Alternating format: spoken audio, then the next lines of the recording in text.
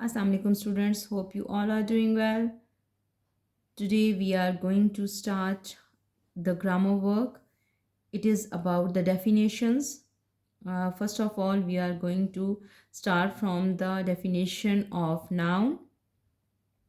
So you better know that what is noun. So the definition of noun is a noun is a word that names a person, place, thing or idea.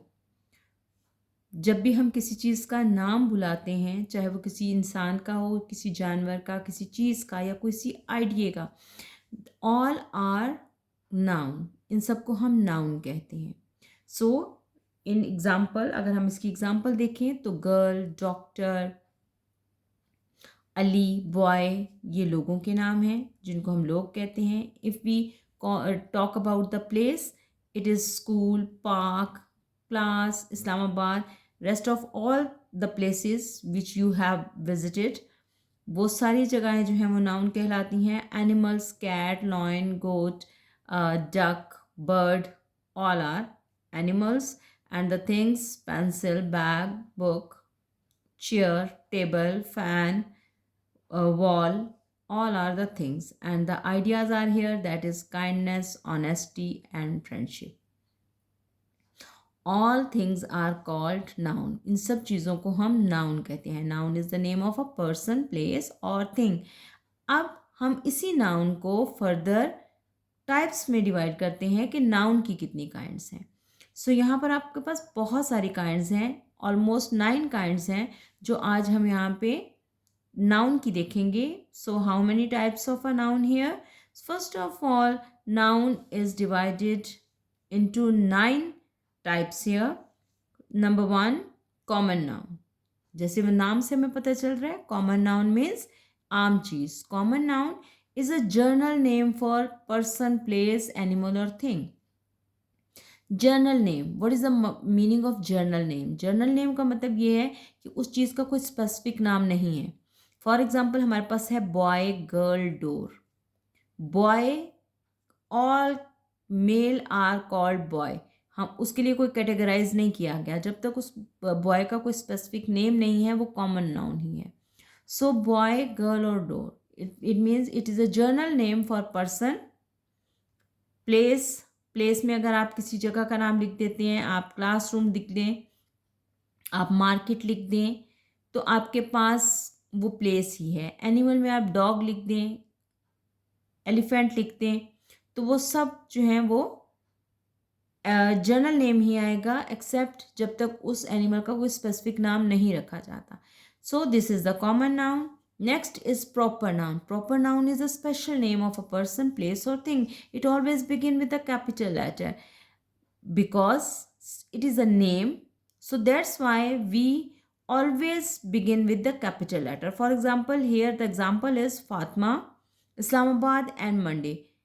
You will see that Fatma is written with the capital letter, Islamabad is also written with the capital letter and Monday is also written with the capital letter. So we always use capital letter for the proper noun. So what is a proper noun? It is a special name of a person, place or thing. Next example of the noun is countable noun. The things that we can count, that are called countable noun. So is something we can count, it can be a singular or plural. जिन चीज़ों को हम count कर सकते हैं, चाहे वो singular हों यानी एक चीज़ हो, दो हों, या फिर वो प्लूरल हो, बहुत ज़्यादा हों, तब भी वो अगर हमने काउंट कर सकते हैं तो we call them countable noun. The examples are apple, mangoes. For example 1 apple is there, so हम सिर्फ से एप्पल लिखेंगे. लेकिन अगर ज़्यादा है तो we call them apples. Mangoes, monkey, book, books. अगर वो सिंगुलर हैं या प्लूरल हैं, अगर वो काउंट कर सकते हैं तो that are countable. But some things we can not count. कुछ ऐसी चीज़ें हैं जिनको हम काउंट नहीं कर सकते, that are called uncountable noun. Something we can not count easily. ऐसी कौन सी चीज़ें हैं जिनको हम काउंट नहीं कर सकते? The example is water, sugar, rice, star, sand. These are the things that we can not count. हम इन्हें काउंट नहीं कर सकते. पानी को आप काउंट नहीं कर सकते, शुगर को आप काउंट नहीं कर सकते. There are so many granules in the sugar pot, आपके पास बहुत छोटे छोटे जो हैं वो दाने आपको नज़र आते हैं, आप उन सबको काउंट नहीं कर सकते। It is a difficult task. So water है हमारे पास, शुगर, राइस, स्टार, सैंड, ये सब जो है ये अनकाउंटेबल नाउन है, we can not count them. Then muscular noun, what is the meaning of muscular? Muscular is used for the male person. The names are male person or animals. For example, king, brother, horse, anything else that is used for the male members, that is a muscular noun. And second one is a feminine noun. These both are always comes side by side.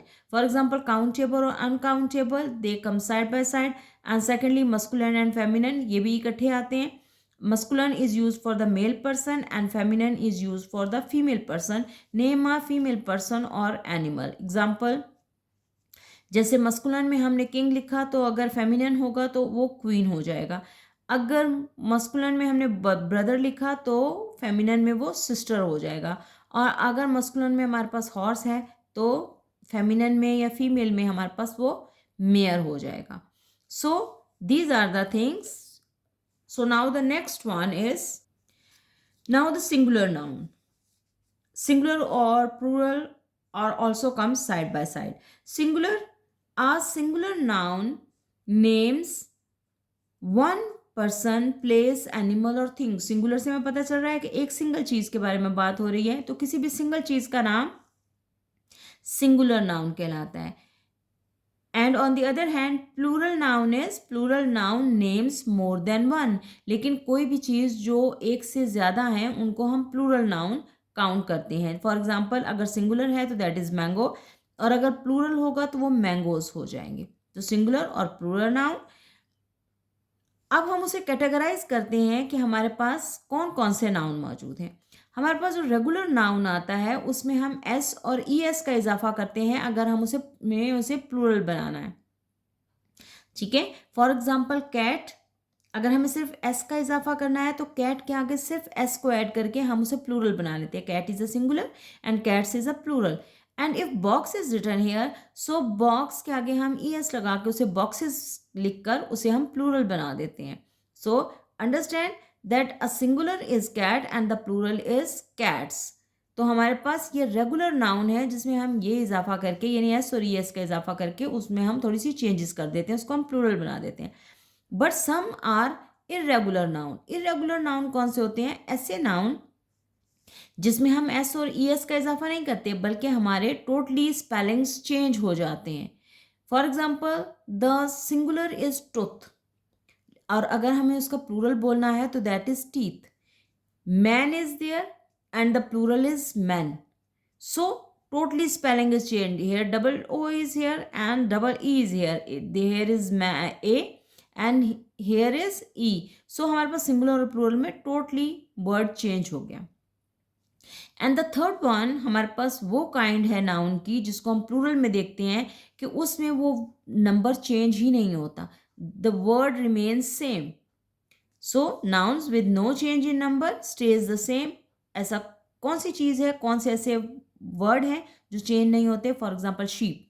Sheep एक हो, दो हो, चार हो, हम उसे कभी sheeps नहीं कहते, they are always called sheep. And the deer, deer is always called deer. हम ये लिख सकते हैं 3 deer are here, 4 are here, लेकिन हम डियर्स का वर्ड इस्तेमाल नहीं करते।